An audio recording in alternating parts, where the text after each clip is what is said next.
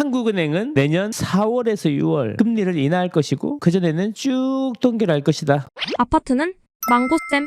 우리가 예상했던 것보다 점점 인하 시점이 늦어지고 있다. 그래서 이걸 설문을 한번 해봤대요. 10명 중에 5명이 내년 2분기쯤이라고 이야기를 했고 나머지 40%는 내년 하반기로 봤어요. 아, 대충 내년 여름쯤이면 내려가겠구나, 이런 이야기인 거죠. 그래서 우리가 생각했던 게 금리가 빨리 내려가겠지 설마 그랬는데 아닌데, 내년에도 안 내려가는 거 아니야? 또 이랬다가 다시 내년 봄에는 내려가나 보다. 이게 왔다 갔다 이런다는 거죠. 물론 애널리스트들이 이걸 맞출지 안 맞출지는 모르지만 뭐 우리도 맞출지 안 맞출지 모르니까 그나마 좀 이쪽에서 열심히 했다는 분들 이야기를 한번 참고해보는 거죠. 그러면 이제 그 근거가 중요하잖아요. 뭐냐면 물가를 잡는 게 1번인데, 자, 지금 소비자 물가는 상승하고 있는데 건원 물가는 둔화되고 있다. 그러면 소비자 물가는 뭐고 건원 물가는 뭐냐, 이런 이야기죠. 예, 소비자 물가는 말 그대로 이제 우리가 말하는 물가 뭐 3.7% 올랐다, 이런 이야기인데 건원 물가는 뭐냐면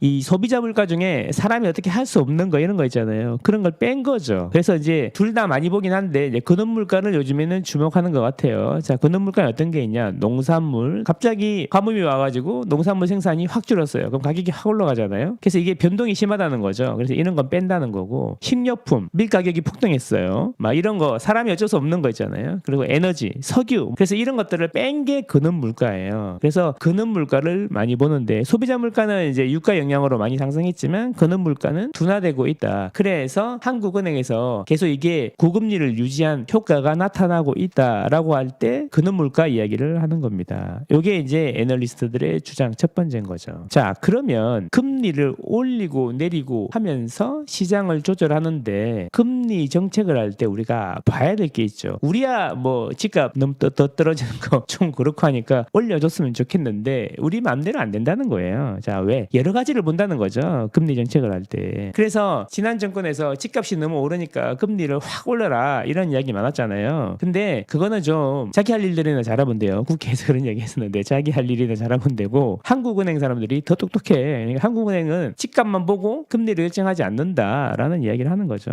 자, 금리 할 때는 일단 미국도 봐야죠. 제일 중요한 게 미국 아닌가? 미국도 봐야 되고 경기도 봐야 되고 환율도 봐야 되고 수출도 봐야 되고 부채도 봐야 되고 뭐 이런 거 수도 없이 많은 걸 봐야 된다, 이런 이야기죠. 단지 집값만 가지고 이야기할 수 없다, 이런 이야기입니다. 그래서 가계부채만 보고도 이야기할 수 없고 미국 눈치도 봐야 되고 경기도 봐야 되고 이런 거라는 거죠. 그래서 고민을 하게 되는 거죠. 어떤 고민을 하냐? 내리면 가계부채가 자꾸 증가해가지고 부채가 늘어나고, 자, 올리면 경기가 침체가 돼요. 그래서 지금 수출이 뭐 좀 좋아지긴 했다고 하나 뭐 완전히 좋아진 것 같지도 않고, 중소기업은 더 힘들다 그러고, 중국 한번 믿어봤는데 뭐 리오픈 한다 그랬는데 뭐 이게 효과도 별로 없는 것 같고, 그래서 금리를 내리려고 하니까 무슨 일이 생겨? 가계부채가 7, 8월 달에 폭증을 하는 거야. 이거 더 내렸다가는 이거 가계부채 큰일 나겠다라는 거죠. 그래서 한국은행에서는 언젠가는 내릴 건데 이거 가계부채 때문에 걱정이 되니까 정부에다가 SOS를 보내는 거죠. 자, 중소기업 다 죽겠어. 금리 좀 내리려 그러는데, 야, 가계부채 이거 왜 이렇게 된 거야? 너무 풀어준 거 아니야? 이러니까 정부에서도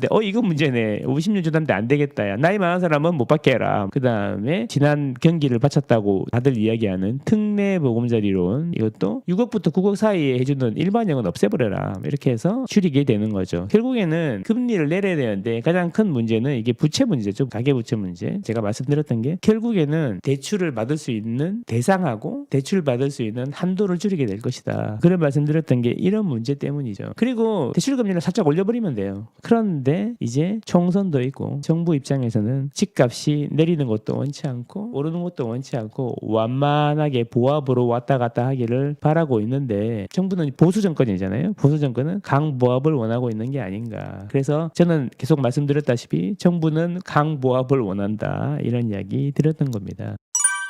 자, 그래서 결론적으로 말하면 이분 이창용 한국은행 총재님 어떤 결론을 내렸을까, 이런 거죠. 제가 보기에는 이겁니다. 바로 책 미국 어떻게 하는 건지 한번 보자, 이겁니다. 결론적으로 말하면 일단 금리를 더 올리거나 내리지 않고 동결한 상태로 책 한번 지켜보겠다라는 거죠. 누굴 지켜봐요? 일단 미국이 어쩌든지 한번 지켜보겠다. 전반적인 경기가 어떻게 되는지 한번 지켜보겠다. 가계부채 정부에서 어떻게 하는지 한번 지켜보겠다. 그러고 결정하겠다 있다라는 거죠. 그래서 이제 이야기하는 게 내년 봄, 내년 1분기, 그러니까 3월까지는 한번 지켜보고 4월달, 5월달, 6월달에 인하를 하지 않겠나. 금리가 높아서 힘들어하는 사람들이 많으니까 사실 하지 않겠나 하는데 4월에 총선이 있단 말이야. 총선 전에 올리기는 많이 부담스러울 거야. 안 그래도 총선 전에 국회의원들이 각각 공약을 남발하고 있을 텐데, 그죠? 지방에 제가 뭘 길 깔아 드릴게요, 뭐 해드릴게요, 정부 예산 갖고 올게요, 이러고 공약을 남발하고 있을 텐데 그때 금리 인하하기는 좀 그렇고 총선 지나고 한번 인하하지 않겠나 이런 이야기가 우세한데, 어디까지나 이것도 제 생각이고 어디까지나 이것도 맞을지 틀릴지는 아무도 모릅니다만, 제가 중요하게 생각하는 것은 일단 한국은행은 책이다라는 거죠. 자, 그래서 미국을 한번 보자. 미국 얼마 전만 해도 미국에서는 금리를 계속 장기간 고금리를 유지할 거다, 오히려 한 번 더 올릴 거다, 이런 이야기 많았었는데 미국 국채금리가 급등하고 지금 정부 셧다운 얘기가 나오면서 국채금리가 급등합니다. 국채금리가 급등했다는 이야기는 국가에서 이자를 더 내는데 다른 데도 더 내야 될 거 아니에요. 그러면 기업의 조달금리가 올라가고 비용이 올라가니까 경기가 더 어려워지는 거 아니에요. 그래서 금리를 안 올렸는데 국채금리가 올라가니까 금리를 올린 효과가 나는 거니까, 야, 하반기에 우리 한번 올리려고 했잖아, 그거는 취소하는 게 어떻겠냐, 이런 이야기들이 자꾸 나오는 거죠. 그래서 동결 이야기가 자꾸 나오는 겁니다. 야, 우리도 이제 미국도 인플레 둔화되고 있고 중소기업 너무 어렵다, 이러다 다 죽는다, 이런 거죠. 그래서 미국도 동결할 가능성이 높아졌다. 왜? 한 번 더 올리려고 그랬는데 국채금리가 이미 올라서 한 번 더 올린 효과가 나니까 할 필요가 없다, 이런 거죠. 일단 미국은 그렇고 또 재미있는 게 있어요. 자, 미국의 모기지 은행연합회라는 게 있는데, 모기지면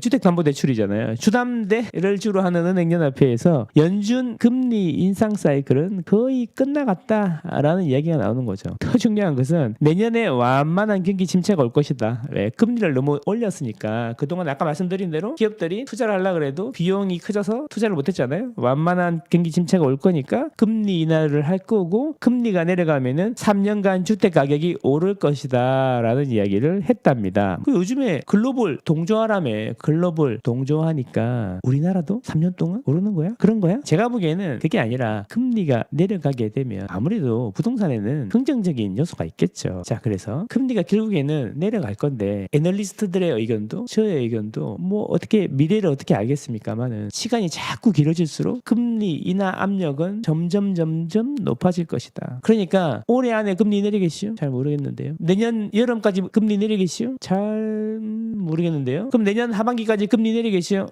아마도. 그럼 후내년 여름에는 어떻겠죠? 그때는 많이 내려가 있겠죠. 이런 느낌이다라는 거죠. 그래서 결국에는 부동산은 긴 싸움이라는 거죠. 하나를 사면 일반 세율이 되려면 2년 걸리잖아요. 지금 사면 2년 뒤에 매도하는 게 세금적으로 효과적이다라는 거잖아요. 2년이라는 긴 세월을 보면 앞으로 2년 내에 금리가 내리겠죠? 이렇게 이야기하면 대부분의 사람들이 그렇겠네요 라고 이야기할 거라는 거죠. 그래서 결국에는 금리가 내려갈 것이고 집값은 또 급등은 잘 모르겠으나 동네마다 각각 다른 상승률을 보일 것으로 예상하는데, 결국에는 두 개의 시장이 있다는 거죠. 부동산 시장에 영향을 주는 것은 여러 가지 수많은 요소들이 있지만 그중에 가장 큰 것 두 개를 고르라면 금리하고 수급이잖아요. 이 금리를 금융 사이드라고 하고 수급을 공간 시장이라고 하면, 결국에는 이 금리가 안정이 되면 그때는 공간 시장 수급으로 갈 거다, 이런 이야기죠. 그래서 우리는 이제 수급이 꼬여 있는 데를 공부를 해야 된다. 거기가 상대적으로 수익률이 더 좋을 거니까, 이런 이야기예요. 그래서 가장 수급이 지금 꼬여 있는 데가 어디다? 서울이다. 그래서 제가 올 봄부터 계속 서울 갈아타기를 하라 말씀드렸던 것입니다. 이제 조금 늦은 감이 있지만 이제 좀 마음을 편하게 잡수시고 돌아볼 필요가 있다. 그런데 제 생각에는 수능이 이제 11월 달에 있잖아요. 수능 끝나고 나면 임대차 시장이 후끈할 수가 있다. 왜냐? 전세자금 대출 금리가 지금 10% 이상 다운됐거든요. 그래서 전세자금 대출 신규 취급액의 금리가 10% 이상 내렸단 말이죠. 그래서 이 전세도 그 비슷한 수준으로 올랐다는 이야기예요. 그러니까 우리가 어떤 전략을 해야 될까, 이런 걸 해봐야 되는 거잖아요. 답답해 죽겠네. 특강 한번 해야 되겠다. 올해 4, 4분기 투자 전략 이런 거 한번 해야 되겠네.